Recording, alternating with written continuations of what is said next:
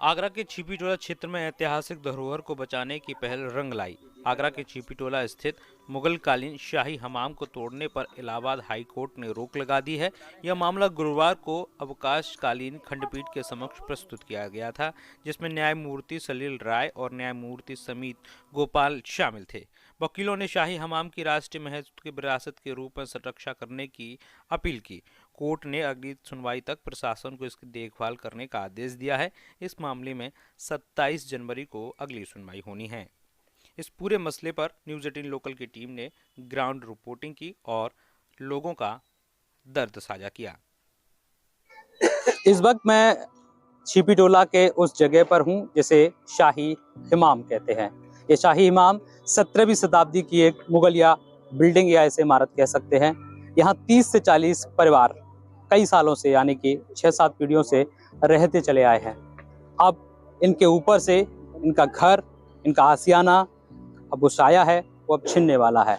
अब ये प्रॉपर्टी एक प्राइवेट बिल्डर के हाथों में है, जो इसे तोड़कर एक मल्टी स्टोरी बिल्डिंग यहाँ पर बनाना चाहता है।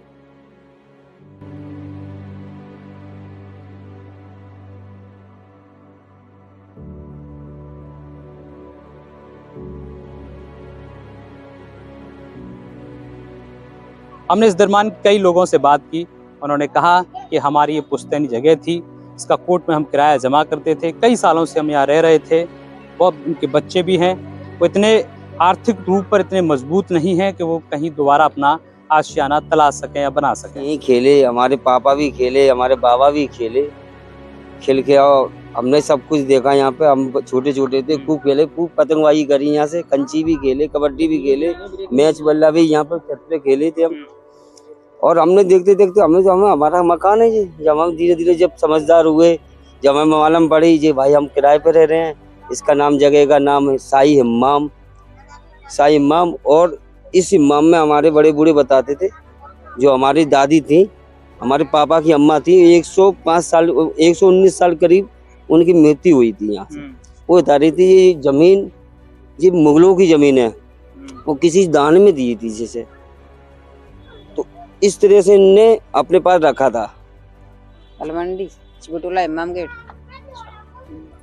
तो बोला है कि बिल्डर ने खाली करने के लिए टूट रहा है आपका ये हिमाम। वापस वाटर बाहर हो। तो कितने परिवार में कौन कौन लोग हैं, कहाँ रहेंगे फिर? हम 6 मेंबर है, 4 बच्चे हैं, वो 2 मियां बीवी हैं। पति क्या करते हैं? बेलदारी करते हैं, किराए पर रहते हैं। तो घर नहीं रहेगा फिर?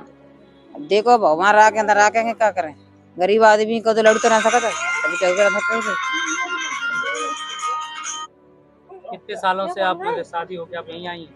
हाँ, शादी है कि मैं नहीं आई। कितने साल हो गए यहाँ रहते हैं? मुझे 22 साल हो गए। यहाँ टूट रहा है आपका घर, क्या करें? कोई मदद की उम्मीद नहीं है किसी कोई अधिकारी या कहीं से भी? अब हमारे पास इतना पैसा नहीं है किसी की मदद ले।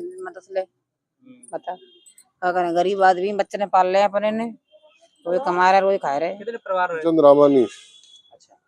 कुछ लोग हमें जान से मारने की धमकी भी दे रहे हैं, ऐसा करो वैसा करो, तो हम क्या करें इसमें बताओ।